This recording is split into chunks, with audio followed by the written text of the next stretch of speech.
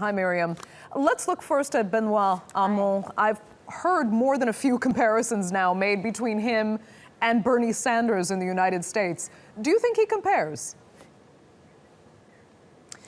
Well, certainly he's the left wing of the Socialist Party, and the Socialist Party has been somewhat in disarray in the last few months. Certainly we saw that the president, François Hollande, decided not to run for the leadership of the party. His polling in the approval ratings have been extremely low, around 4% in some of the most recent polls. And following that, we heard that his prime minister, Manuel Valls, who tends to represent the sort of more pro-business wing of the party, would be running for leadership. Now, what's happened here in the first round of the primaries is that the divisions that exist within the Socialist Party are really coming to the fore. Benoit Hamon represents the hard left wing of the party, the left wing which feels that François Hollande's government has really gone against the fundamental principles of the Socialist Party, and there's a kickback against that within the party. So, as you say, polling around 36%, Valls around 31%.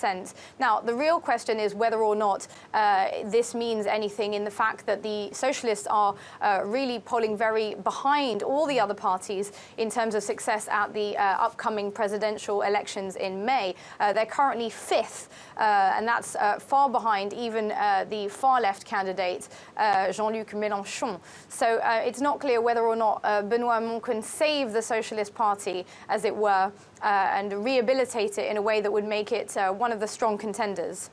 Right, because, I mean, François Hollande hit rock bottom approval ratings as president. So it's kind of questionable as to if somebody so far on the left would actually be able to bring the kind of unity needed back to the Socialist Party that could actually compete with the other parties in the national election. Well, this is the big question for the Socialists, and whether or not they want to ultimately go for a candidate that speaks to the traditional socialist principles. I mean, to give you a little idea of what Benoit Hamon wants to bring back, he wants to reduce the 35-hour week to 32 hours. Bearing in mind this is one of the big controversies in France at the moment, whether the 35-hour week is something that can be maintained in the current economic climate.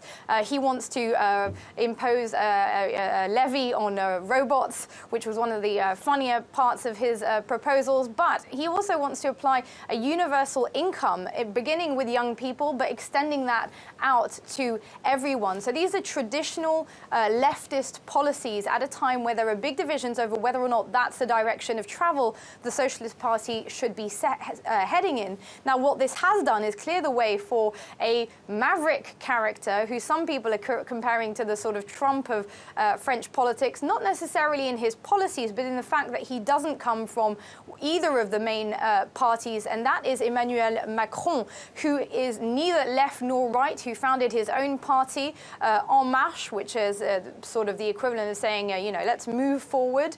And he essentially brings together a mix of pro-business policies. He wants to certainly get rid of the 35-hour week, but at the same time, he wants to reinforce benefits. He wants to invest in schools, in areas that have more immigrants. So he is bringing together a mix of different policies, and his approval ratings have been rising quite consistently. So if the Socialists do decide to go for a more leftist candidate, they may actually be leaving the way open for this quote-unquote maverick character, Macron, who ultimately may be one of the few people who could be the dark horse of this race, which currently looks to be between Marine Le Pen from the National Front and François Fillon, who's the conservative candidate for Les Républicains.